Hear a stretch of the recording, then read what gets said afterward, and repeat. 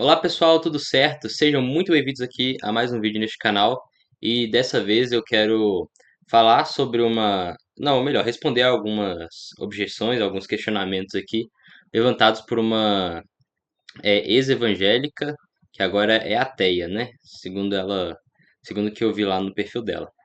E é sobre este vídeo aí que tá aqui do meu lado aí que vocês estão vendo e eu vou responder algumas coisas que foram colocadas por ela aqui até querer responder tudo, só que muita das coisas que ela foi falando é só repetindo as mesmas perguntas.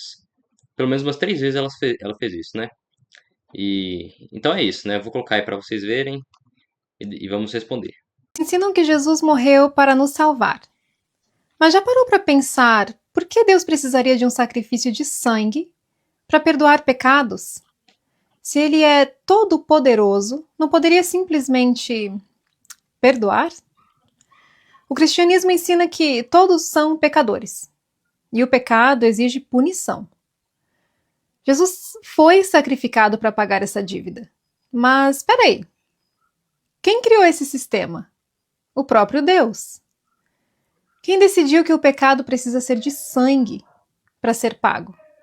Deus de novo. Então, Deus criou uma regra, nos fez incapazes de segui-la e depois mandou seu próprio filho morrer para corrigir isso? Vamos pensar no conceito de perdão. Se alguém te machuca, você pode escolher perdoar ou exigir uma punição. Deus poderia simplesmente perdoar, mas escolheu exigir sangue. Isso parece perdão ou vingança? Se um juiz dissesse alguém tem que morrer, então eu vou matar meu próprio filho para te perdoar, isso faria sentido? O próprio Deus já tinha perdoado pessoas antes sem sacrifício. Davi pecou e foi perdoado. Nínive se arrependeu e Deus os poupou. Se Deus podia perdoar sem matar ninguém antes, por que de repente ele precisou sacrificar Jesus? O sacrifício realmente mudou alguma coisa?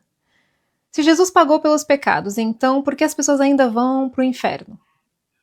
O sacrifício foi suficiente ou não foi? Parece que o cristianismo quer os dois ao mesmo tempo. Jesus pagou por tudo, mas você ainda precisa crer e obedecer. O pecado foi perdoado, mas ainda tem uma punição eterna. Se Deus é amor e todo-poderoso, ele realmente precisaria de um sacrifício brutal para perdoar?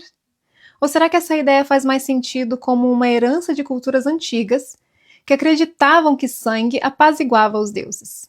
Aí, pessoal, esse daí foi o vídeo, né? Então vamos logo para poder responder as coisas que ela colocou aqui no vídeo, né? Ah, então tá, a primeira pergunta é: já parou para pensar por que Deus precisaria de um sacrifício de sangue para perdoar pecados? Romanos 6,23 vai dizer o seguinte: porque o salário do pecado é a morte, mas o dom gratuito de Deus é a vida eterna em Cristo Jesus, nosso Senhor. Então, o salário para o pecado, a justa punição para o pecado é a morte. Em Gênesis 2, Deus vai dizer também ali para Adão: e o Senhor Deus ordenou ao homem: de toda árvore do jardim vocês podem comer livremente, mas da árvore do conhecimento do bem e do mal vocês não devem comer, porque no dia em que dela comer, você certamente morrerá. Ali Deus estava dando duas escolhas para eles, né? Ou então eles viviam com Deus, viveriam eternamente, ou então eles desobedeceriam e morreriam. Agora, segundo ponto aqui que ela colocou. Se ele é todo poderoso, não poderia simplesmente perdoar? Em Êxodo 34, do 6 ao 7, vai dizer o seguinte: o Senhor passou adiante de Moisés e proclamou: O Senhor, o Senhor Deus compassivo e bondoso, tardio em irar-se e grande em misericórdia e fidelidade, que guarda a misericórdia em 1000 gerações, que perdoa a maldade, a transgressão e o pecado, ainda que não inocente o culpado, e visita a iniquidade dos pais nos filhos e nos filhos dos filhos até a terceira e quarta geração. Aí a pergunta dela foi essa, né? Se Deus é todo poderoso, não poderia simplesmente perdoar? Ela está pegando um atributo de Deus em detrimento dos outros. Deus é todo poderoso, sim. Ele é amor, ele é misericordioso, porém também é justiça. Eu não vou dizer que Deus é amor e esquecer que ele é justo. E aqui está dizendo que ele não inocenta o culpado. Se a punição justa pro pecado é a morte, e Deus não pune justamente, isto é ser justo? Não, não é. Então, Deus sendo justo, tem que punir o pecado com a morte. Agora, a terceira pergunta. Quem decidiu que o pecado precisa de sangue para ser pago?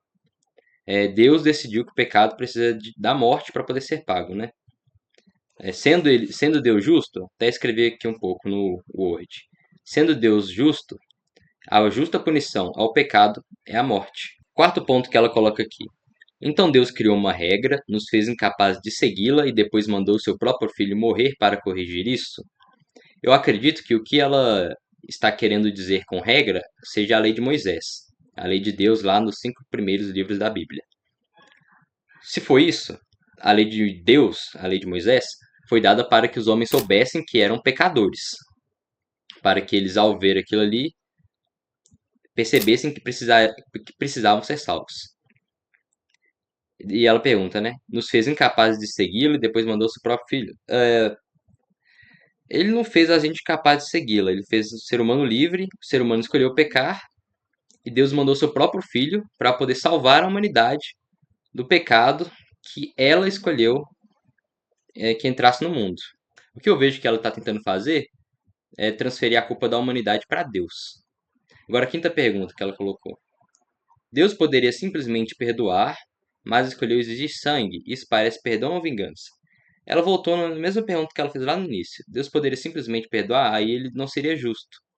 Como eu disse, a justa punição de Deus ao pecado contra a sua santidade é a morte.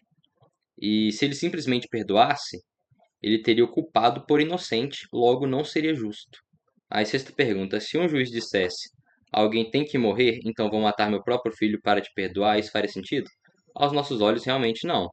Se está lá diante de um tribunal e o juiz falar e te dar seu próprio filho para poder pagar a punição que você merece.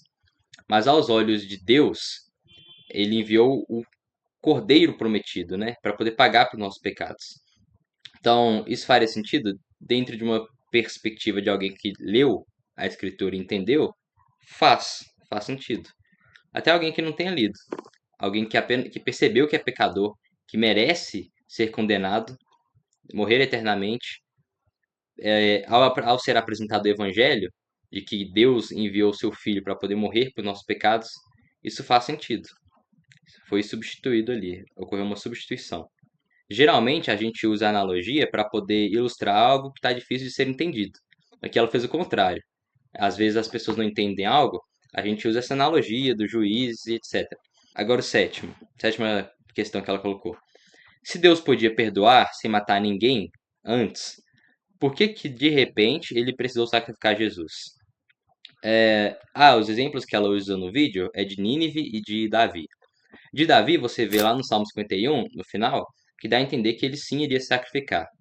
E sobre Nínive, que a história está no livro de Jonas, onde Deus perdoa aquela cidade, a gente vê que esse perdão não durou muito tempo.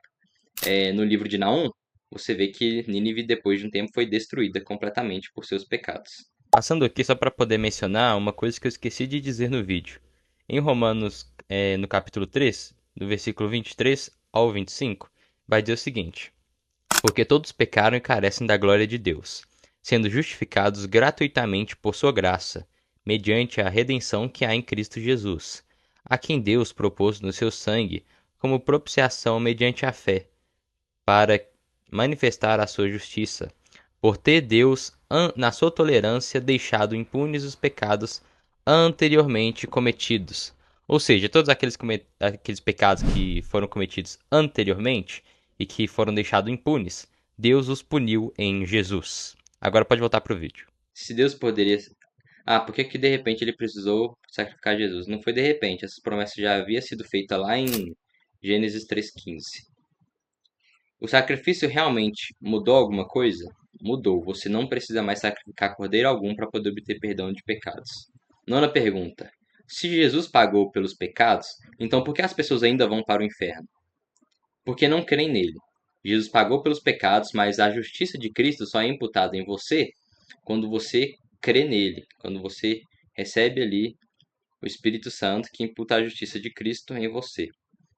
E Jesus também diz aqui em João 3,18: quem nele crê não é condenado, mas o que não crê já está condenado, porque não crê no nome do unigênito Filho de Deus. Então, quem não crê já está condenado à justiça de Deus através do Evangelho e mediante a fé. Você precisa crer para poder ser salvo. O sacrifício foi suficiente ou não? Foi, foi suficiente. Ela repetiu a mesma pergunta que ela tinha feito no, no 8, né? Se o sacrifício realmente mudou alguma coisa. Foi suficiente, sim, ele pagou pelos pecados, mas você precisa crer para poder ser salvo. Tinha colocado até mesmo um texto de Efésios 2 aqui, Efésios 2, do 8 ao 10. Porque pela graça vocês são salvos mediante a fé. E isto não vem de vós, é dom de Deus, não de obras, para que ninguém se glorie, pois somos feitura dele, criados em Cristo Jesus para boas obras, as quais Deus de antemão preparou para que andássemos nelas. Então a justiça, a gente é salvo, justificado diante de Deus, por meio da fé. Se você não crer, você já está condenado, porque todos estão diante de Deus condenados porque pecaram. E você só é justificado diante de Deus através da sua fé. Aí ela diz assim, ó, no questionamento de número 11. Isso mesmo, de número 11. Parece que o cristianismo quer os dois ao mesmo tempo. Jesus pagou por tudo, mas você ainda precisa crer e obedecer.